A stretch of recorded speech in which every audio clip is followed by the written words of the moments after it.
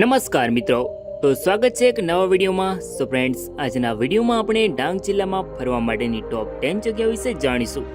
તો ચાલો વિડીયોને શરૂ કરીએ. નંબર 10, પાંડવ ગુફા અને વોટરફોલ. પાંડવ ગુફા અને વોટરફોલ ડાંગ જિલ્લાના પાંડવ ગામમાં આવેલી છે. મિત્રો, આ જગ્યા મહાભારત કાળ સમયની છે, જ્યાં પાંડવો વનવાસ દરમિયાન અહીં રોકાયા હતા. અહીંયા સુંદર મજાનો ધોધ પડે છે, જે ચોમાસાની ઋતુમાં નયનરમ્ય લાગે છે. આ ધોધની બાજુમાં જ પાંડવ ગુફા આવેલી છે. પાંડવ ગુફા ડોન હિલ સ્ટેશનથી થોડી દૂર આવેલી છે. પાંડવ ગુફાઓ તરફ જતા પહેલા અંજની કુંડ આવે છે. આ સ્થળ પર ચોમાસાની ઋતુમાં તમે ફરવા માટે આવી શકો છો. નંબર 9, સબરીધામ.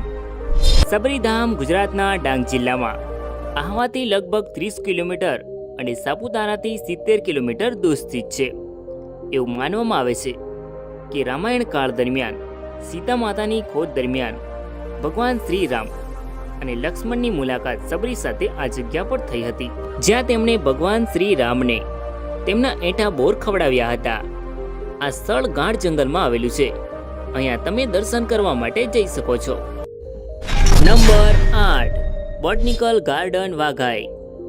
વાઘાઈ બોટનિકલ ગાર્ડન, જે ડાંગ જિલ્લામાં વાઘાઈ સાપુતારા રોડ પર વાઘાઈ શહેરથી 30 કિલોમીટર દૂર સ્થિત છે. બોટનિકલ ગાર્ડન મોટા વિસ્તારમાં બનાવવામાં આવેલું છે. આ બગીચો મોટા વિસ્તારમાં ફેલાયેલો સુંદર મજાનો નજારો ક્રિએટ કરે છે. આ ગાર્ડનમાં અનેક પ્રકારના અવનવા અને વિવિધ પ્રકારના છોડ અને વૃક્ષો જોવા મળે છે. પ્રકૃતિ પ્રેમીઓને આ સ્થળની મુલાકાત લેવી ખૂબ જ ગમશે, કારણ કે આ સુંદર મજાનું ગાર્ડન છે. નંબર 7, બરડા વોટરફોલ. બરડા વોટરફોલ ડાંગ જિલ્લામાં આહવાથી 10 કિલોમીટર દૂર આહવા મહાલ રોડ પર આવેલો નયનરમ્ય ધોધ છે, જે ચંખલ ગામની બાજુમાં સ્થિત છે. બરડા વોટરફોલ ચોમાસાની ઋતુમાં મનમોહક બની જાય છે. આ સ્થળ ડાંગમાં ટ્રેકિંગ ડેસ્ટિનેશન તરીકે વધુ જાણીતું છે. આ ધોધ લીલાછમ જંગલમાં આવેલું છે, જેથી તેનો નજારો મનમોહક બની જાય છે. અહીંયા તમે ચોમાસાની ઋતુમાં ધોધનો આનંદ માણવા આવી શકો છો. નંબર 6, કોસમાલ ધોધ. કોસમાલ ધોધને ડાંગનો સુંદર અને નયનરમ્ય ધોધ તરીકે માનવામાં આવે છે. આ ધોધને સ્થાનિક લોકો ભીગુ ધોધ તરીકે ઓળખે છે. આ ધોધ ગાઢ જંગલમાં હોવાથી ચોમાસાની ઋતુમાં આ જગ્યા સ્વર્ગ જેવી થઈ જાય છે. અહીંયા ચોમાસાની ઋતુમાં અનેક પ્રવાસીઓ આવે છે. કોસમાલ ધોધનો નજારો ખૂબ જ મનમોહક હોય છે. અહીંયા તમે ફરવા માટે આવી શકો છો. નંબર 5, માયાદેવી મંદિર અને વોટરફોલ. માયાદેવી મંદિર પૂર્ણા વન્યજીવ અભયારણ્ય ડાંગના જંગલમાં ભેંસકતરી ગામની નજીક કાંકરડા ગામમાં આવેલું દક્ષિણ ગુજરાતનું શ્રેષ્ઠ પ્રાકૃતિક સ્થળ છે.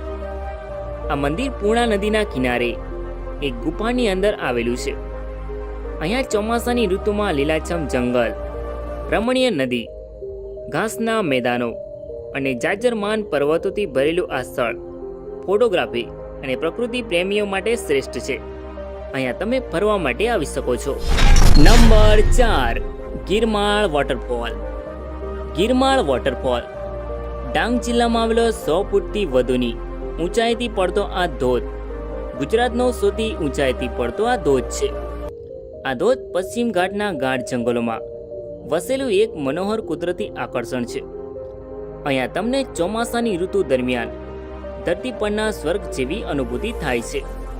આ જગ્યા પ્રકૃતિ પ્રેમીઓ અને પ્રવાસીઓ માટે લોકપ્રિય સ્થળ છે, જે ડાંગ જિલ્લાના વ્યારાથી 73 કિલોમીટર અને સોનગઢથી 53 કિલોમીટર દૂર આવેલું છે.